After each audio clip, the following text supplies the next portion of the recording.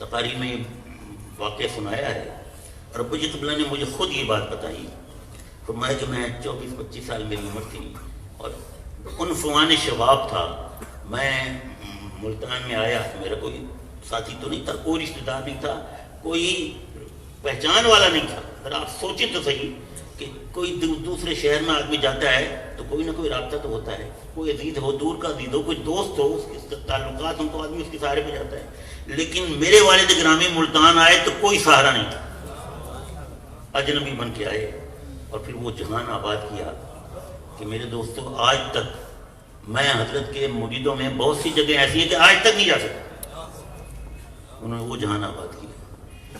تو وہ مجھے فرما رہے تھے کہ میں ایک دفعہ صبح گھر کا سودا صرف لینے کے لیے نکلا تو ایک مولوی صاحب بڑی داڑھی والے وہ رستے میں کہا قاضی صاحب ذرا آپ آئیں، آپ سے کچھ باتیں کرنی ہیں۔ آپ نے وہاں چلیں تو آپ اس کے ساتھ ہو لیے۔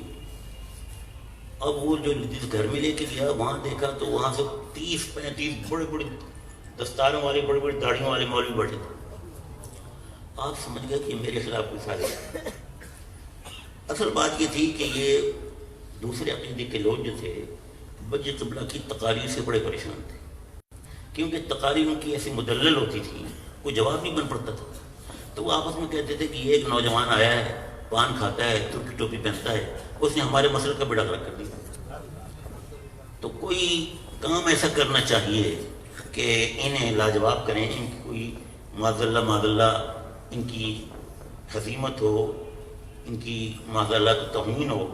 تو پروگرام انہوں نے یہ بنایا تھا کہ حدیث کی کتابوں کو وہ کھنگالیں اور کچھ سوالات ایسے نکالیں جو ان کے لیے ممکن نہ ہو اچانک اس کا جواب دینا۔ تو یہی انہوں نے کئی دن سے وہ بیٹھے ہوئے تھے مولوی حضرات، بڑے بڑے جید ان کے علماء۔ تو آپ جب وہاں پہنچے تو آپ سمجھ گئے یہ میرے لیے کوئی لمحہ فکریہ ہے، میرا امتحان ہے۔ تو ان کا جو سب سے بڑا مولوی تھا اس کا نام تھا عبدالعزیز، گجرانوالے کا تھا وہ۔ آپ بیٹھ گئے تو اس نے کہا کہ قاضی صاحب ہم نے سنا ہے آپ حضور کے علم غیب کے قائل ہیں۔ آپ نے کہا بے شک میں قائل ہوں، اللہ تعالیٰ نے اپنے حبیب کو علم غیب دیا، لیکن کوئی دلیل؟ آپ نے کئی آیتیں ارتجالاً سنا دی حضور کے علم کے لیے۔ تو وہ بڑا پریشان ہوا، اس نے کہا کہ شرح فقہ اکبر میں ہے ان الانبیاء لم یعلموا المغیبات من الاشیاء الا ما اعلم اللہ تعالی احیانا، کہ انبیاء کو علم نہیں ہوتا غیب کی چیزوں کا۔ انبیاء کو، ادھر غور سے سنیں، انبیاء کو علم نہیں ہوتا غیب کی چیزوں کا مگر صرف ان چیزوں کا جنہیں اللہ تعالیٰ وقتاً فوقتاً انہیں بتا دے۔ سمجھ آ گئی نا؟ انبیاء کو ان چیزوں کا علم، غیب کی چیزوں کا علم نہیں ہوتا مگر صرف ان چیزوں کا جنہیں اللہ تعالیٰ مختلف وقتوں میں، احیان بھی ہے، جمع ہے، ہین کا مطلب ہے ایک وقت، وقت کا یونٹ، اور احیان اس کی جمع ہے۔ تو ایک وقت کی بات، مختلف وقتوں میں اللہ تعالیٰ اپنے نبیوں کو جو بتاتا ہے اس کے علاوہ نے کوئی علم نہیں ہوتا۔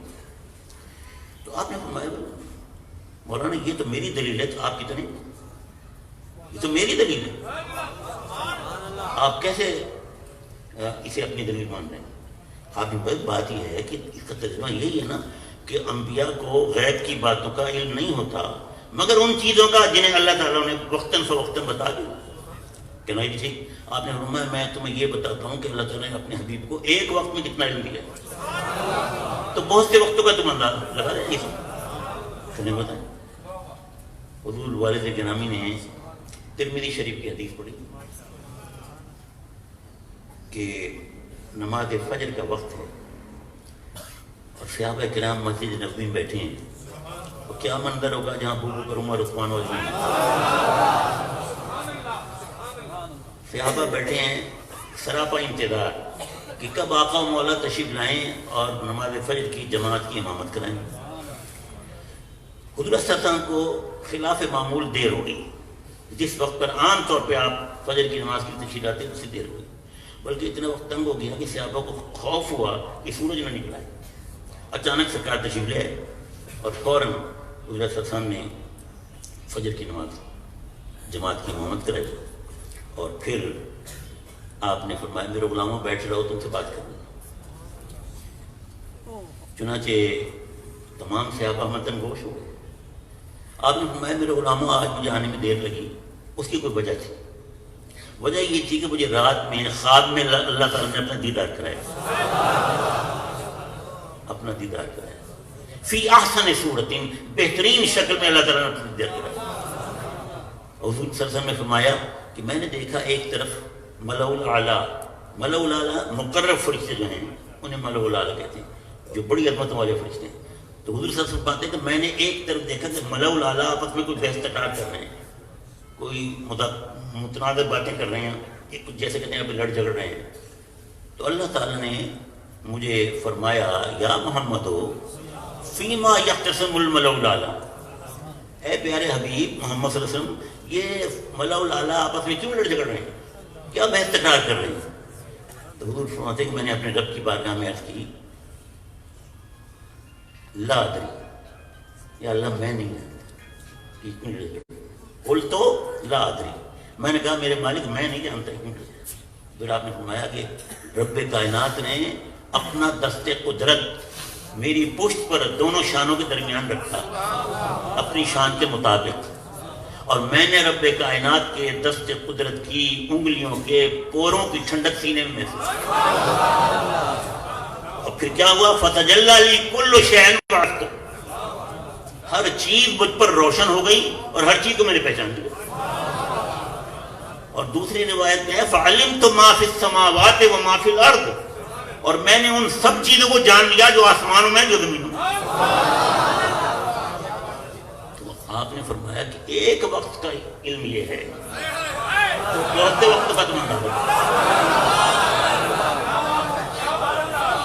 ایک وقت میں اللہ تعالیٰ نے اتنا علم دیا ہے، وہاں تو احیاناً ہے نا، جمع بہت سے وقت، تو بہت سے وقتوں کا اندازہ لگا لو۔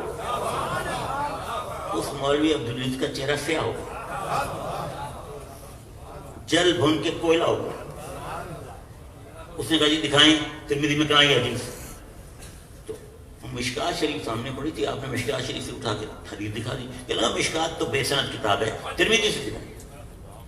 اب اس زمانے میں یہ حدیث کی کتابیں جو ہوتی تھی نا، یا ایسی جیسے آج کل چھپتی ہیں نہیں چھپتی تھی، اب تو آج کل تو فہرست ہوتی ہے، انڈیکس ہوتا ہے، بہت کچھ مدد ملتی ہے حدیث کو ڈھونڈنے، ابواب ہوتے ہیں۔ اس زمانے میں تو ترمذی شریف، بخاری کی یہ صحاح ستہ جو ہیں، ان میں سے کسی کتاب میں حدیث کا نکالنا کار دارت تھا۔ آپ حدیث کی کتاب میں سے اپنی مرضی کی حدیث نہیں نکال سکتے تھے، بڑا ٹائم لگتا تھا، بڑا ٹائم لگتا تھا۔ تو اس نے کہا ترمذی سے نکالیں۔ حضرت نے ترمذی اٹھائی اور سید عالم کی طرف نگاہ کی کہ سرکاری غلام پر کرم فرما دیں، لاج رکھ لیں۔ آپ نے ترمذی شریف کھولی، اسی صفحے پر حدیث، اسی صفحے پر آپ نے اسے دکھائی، اور وہ کیا کرتا، غصے میں آ کے اس نے ترمذی شریف پھینک دی۔ آپ کی آنکھوں میں آنسو آ گئے۔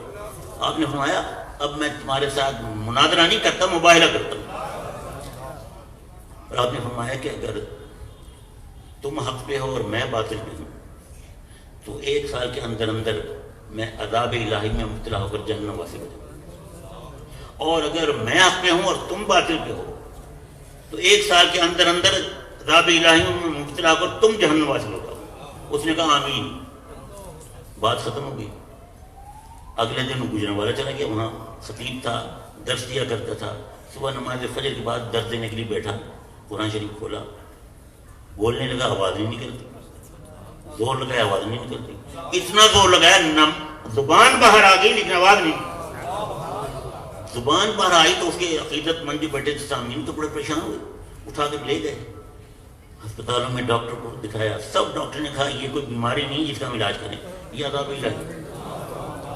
میرے دوستو وہ شخص کچھ عرصہ اسی حالت میں نشان عبرت بن کر وہ دنیا سے رخصت ہو کے جہنم واقع ہو گیا۔